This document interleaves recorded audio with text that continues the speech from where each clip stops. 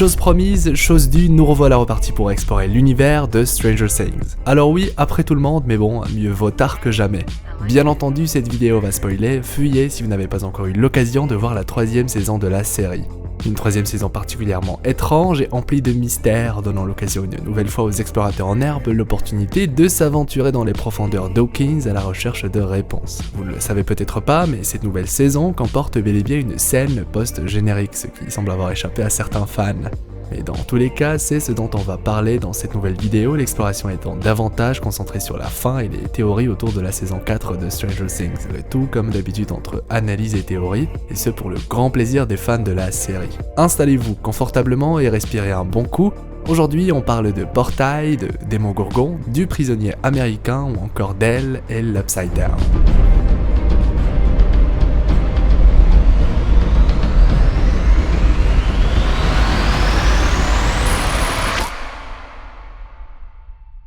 Nous avons attendu très longtemps l'arrivée de cette 3e saison de Stranger Things et c'est fou de se dire qu'après 3 saisons déjà, nous sommes loin, très loin de lever le voile sur la plupart des grands mystères que nous propose l'univers de la série. Force est de constater que les révélations se font au compte-gouttes. Qui sait, c'est peut-être même voulu par les showrunners ou alors ils n'ont aucune idée pour l'instant de comment clore tout ça. Une chose est sûre, la guerre froide est au cœur de l'intrigue de cette 3e saison et tout laisse croire que ce sera également le cas pour la 4e. La scène post-générique va par exemple totalement dans ce sens, que ce soit la scène du Démogorgon en Russie, la disparition d'Hopper ou encore le lien entre les portails. Nous allons d'ailleurs prendre le temps d'analyser tous ces points plus loin dans la vidéo. Mais du coup, avant d'entrer dans le vif du sujet, quels sont les éléments importants sur lesquels se concentre cette 3e saison, les éléments qui vont nous permettre d'y voir plus clair quand on parle de la suite des événements?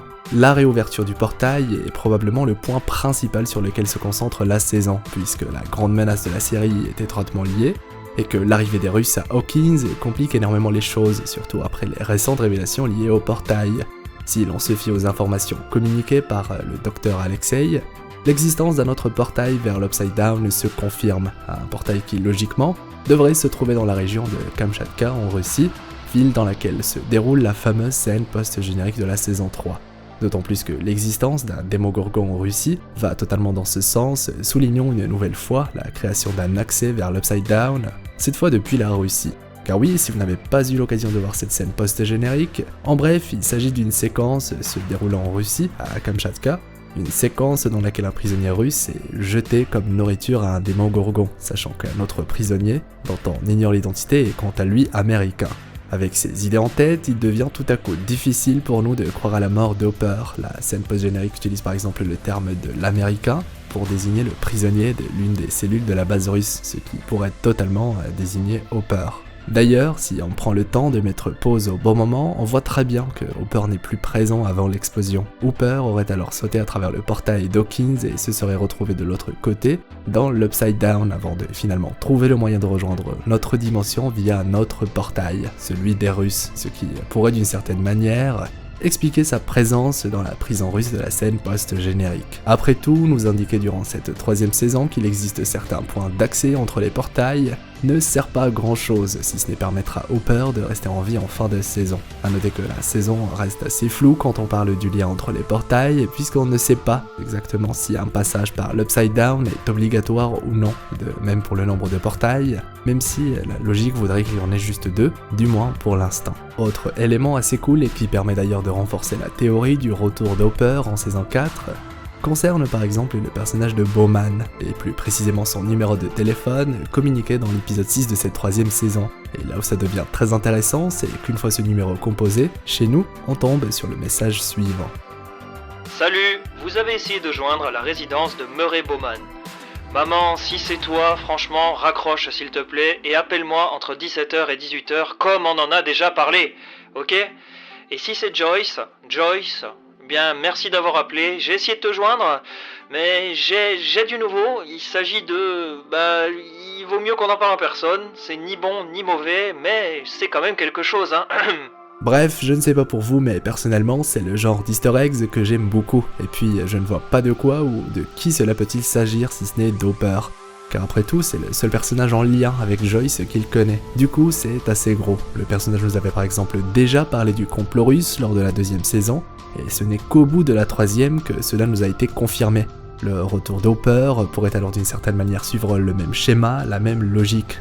En tout cas, j'aimerais beaucoup avoir votre avis concernant tout ça. Alors oui, il se pourrait que Hopper soit bel et bien mort, ce qui, pour le coup, nous oblige à trouver un autre prétendant au titre de l'Américain, prisonnier en Russie, ce qui pourrait alors, pourquoi pas, introduire le retour du vrai père d'Eleven, à savoir Dr. Brenner, qui, disons-le, a également une chance de revenir dans la 4e saison, à moins qu'il ne soit en réalité aux commandes de la base russe, ce qui explique d'ailleurs les connaissances qu'ils ont quant à l'Upside Down et au portail qui y donne accès. D'ailleurs, le retour des deux personnages, Hopper et Brenner, peuvent totalement servir l'intrigue de la 4e saison. Nous aurions donc droit à un Dr. Brenner aux commandes d'un projet russe top secret, une nouvelle menace à laquelle nos héros devront faire face, un Dr. Brenner qui, une fois de retour, ferait en sorte de rallier Eleven à sa cause, en la contrôlant par je ne sais quelle manière ou raison, jouant peut-être sur le côté émotionnel du retour de son papa, comme elle le dit si bien, mais c'est sans compter le retour d'Hopper, réelle figure paternelle qui permettrait à Eleven de se retourner contre Brenner, nous donnant l'opportunité de voir une dernière fois Eleven déchaîner ses pouvoirs contre celui qui l'a manipulé et hanté durant de nombreuses années.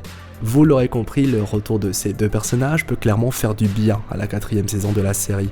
Une 4e saison qui, selon certaines sources, a de grandes chances d'être la dernière. Mais dis donc Hiro, c'est bien beau tout ça, et là on parle bien d'une menace dite humaine. De quoi peut-il alors s'agir quand on parle d'une menace surnaturelle pour la suite des événements? Eh bien, franchement, c'est très compliqué de trouver des réponses pour l'instant. On sait que le Mind Flyer possède désormais une raison pour souhaiter la disparition d'Eleven, et le retour des Démogorgons va chambouler toute l'histoire. Je reste pour ma part assez déçu qu'aucune révélation en rapport avec l'Upside Down n'ait été communiquée à travers cette 3e saison, et j'ai bien peur que cela soit également le cas dans la 4e saison de la série. Du coup, dans le fond, est-ce une bonne chose de lever le voile sur tous les mystères de la série? Eh bien, je ne pense pas. L'aura particulièrement sombre et mystérieuse que l'œuvre a réussi à instaurer participe grandement au succès de la série, et ce serait clairement contre-productif de tout expliquer.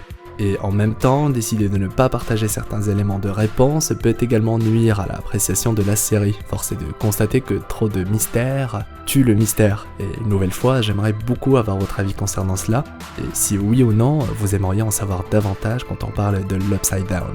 Ce qui m'amène donc au dernier point que j'aimerais aborder dans cette vidéo, à savoir les pouvoirs d'Eleven, qui aux dernières nouvelles semblent avoir tout simplement disparu. Il est pour l'instant très tôt pour déterminer si la cause est plutôt émotionnelle ou physique suite à l'agression du mini Mind Flyer, ouais, parce que je l'appelle comme ça. Et en tout cas, le choix de nerfer Eleven est intéressant, surtout qu'ici il est temporaire, du moins en toute logique. Résultat, aucun moyen pour essayer de retrouver Hopper en début de saison, car Eleven n'a plus accès à ses pouvoirs. De plus, ça va permettre aux menaces de la 4e saison d'être prises beaucoup plus au sérieux, car désormais personne ne possède de super pouvoirs capables de rivaliser avec ceux provenant de l'Upside Down par exemple. En gros, c'est du tout bénef pour l'intrigue. Bien entendu, cette nouvelle saison prend le temps d'ajouter encore pas mal de mystères, notamment quant à la nature du liquide verdâtre utilisé pour alimenter la machine qui sert à maintenir le portail vers l'Upside Down ouvert, mais nous aurons l'occasion d'en reparler à travers une autre exploration et théorie totalement folle. Vous ne le savez peut-être pas, mais j'apprécie énormément l'univers de Stranger Things et il fait partie selon moi des rares univers présents sur Netflix qui apportent réellement du nouveau, que ce soit en termes d'intrigue, de visuel ou encore de thématique. Un show bourré de références et d'easter eggs mené par une aura sinistre et mystérieuse qui depuis quelques années a su trouver une fanbase assez large. C'est en tout cas pour moi l'une des meilleures séries de la plateforme et c'est toujours un réel plaisir de regarder une nouvelle saison lorsqu'elle est disponible. Malheureusement pour nous, le rythme de sortie est assez long, ce qui peut déranger pas mal de fans et ça se comprend. Tout ce qui nous reste à faire, c'est espérer que la suite soit disponible au plus vite. De mon côté, je ferai en sorte de reparler de cet univers, histoire d'entretenir la hype un minimum. D'ailleurs, je compte sur votre partage ou encore vos likes, c'est très important et ça récompense le travail fourni. D'ailleurs, si vous êtes déjà abonné à ma chaîne, vous avez peut-être eu l'occasion de voir une vidéo sur Stranger Things avant la sortie de cette nouvelle saison. J'avais par exemple pris le temps de parler des pouvoirs de Max, de l'Upside Down ou encore du voyage dans le temps. Voyage dans le temps auquel la 3e saison fait un gros clin d'œil à travers Retour vers le futur. Bref, il y a pas mal d'idées assez cool dans cette vidéo, même si certaines ne sont plus d'actualité à cause de la nouvelle saison. Ceci étant dit, j'espère que cette vidéo consacrée à la fin et aux théories autour de Stranger Things vous aura plu, et si c'est le cas, n'hésitez surtout pas à rejoindre notre équipage d'explorateurs. On se fera un plaisir de vous compter parmi nous. Je me permets d'ailleurs de vous recommander l'activation de la cloche, histoire de ne rien rater. Ah oui, et je suis sur Instagram et Twitter si cela vous intéresse, tous les liens sont en description. Quant à moi, je vous souhaite une agréable journée ou soirée, on se retrouve très vite pour reparler du MCU suite à l'annonce du 4e film pour Thor, c'était Hirosef, l'explorateur d'univers, pour vous servir.